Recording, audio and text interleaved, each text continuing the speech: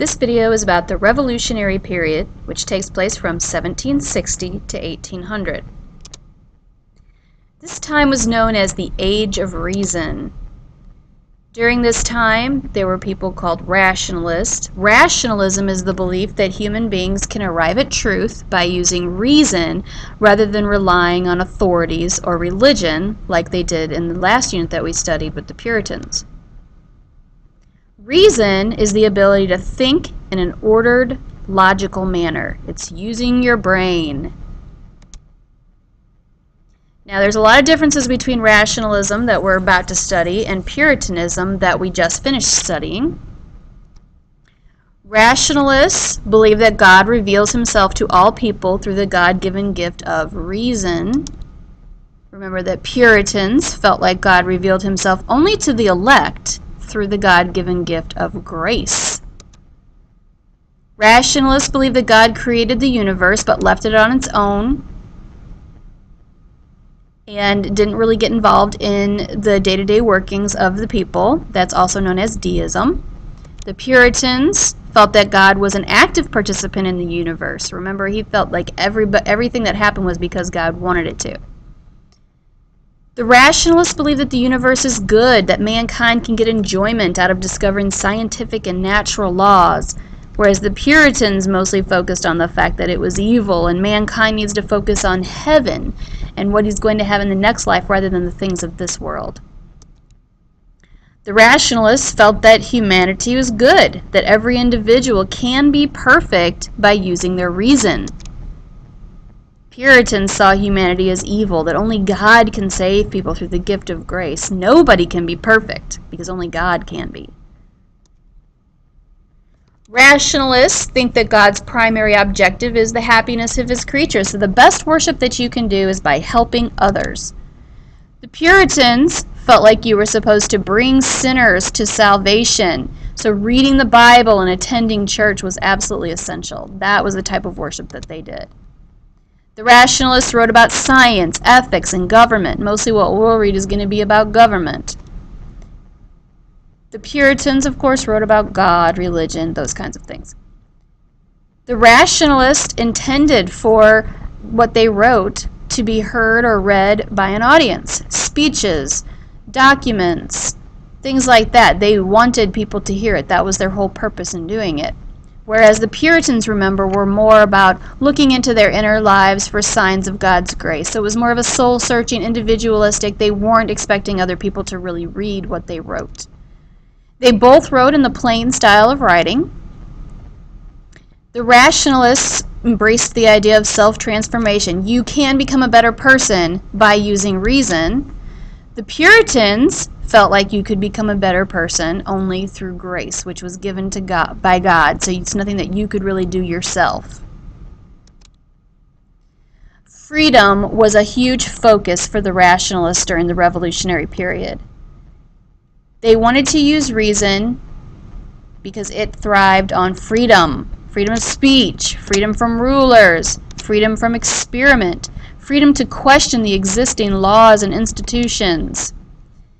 And Americans began to desire a break from England because they wanted a new society in which freedom of thought was encouraged and not punished. Thus came about the Revolutionary War in 1775. The Revolutionary War actually began as a war of words in 1763, a couple of years before the war actually started. Actually, about 10 years before the war actually started. What they did was they were writing, arguing, demonstrating against unfair taxing by the English government. They were taxing the colonists to pay for the French and Indian War. And the Americans felt like this was unfair because it wasn't their war.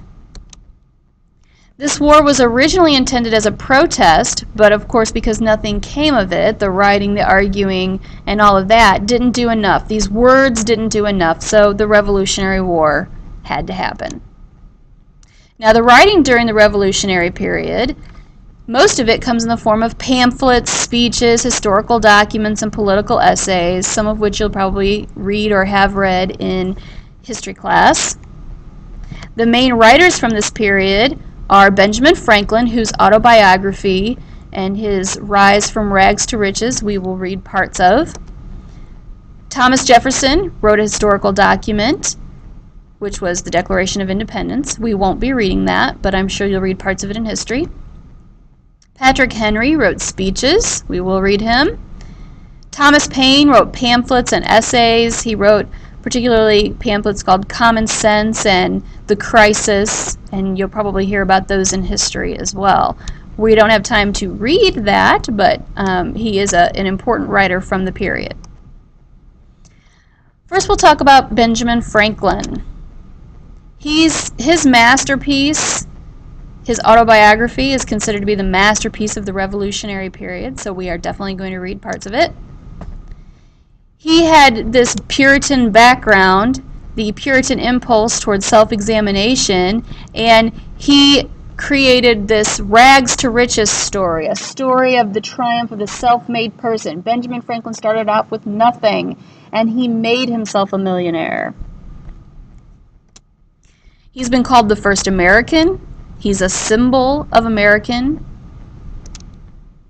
And he's the epitome of the American dream. I know you've heard that term before, so what is it? How can we define that? Well, in this class, throughout this entire year, we are going to define the American dream through hard work and determination. Anyone can succeed. Now, notice I have that word anyone highlighted there. That's because in Europe, not anyone could succeed. You could work hard, you could be as determined as you wanted, but if you were born poor, you stayed poor. So not anyone could be successful. In America, that's the difference. If you work hard and you're determined enough, you can be successful. You can rise above your station in life. You can go from being poor to being rich, as Benjamin Franklin did. So Benjamin Franklin is our first and best symbol of the American dream. He was born in a poor family. He was poorly educated. He worked very hard. He was very determined, and he became a world-famous scientist, diplomat, philosopher, writer, inventor, and our very first millionaire. Now, the first thing that we're going to read is his autobiography. We're just going to read parts of it, and we're going to hear how he worked very hard and was determined and achieved this American dream.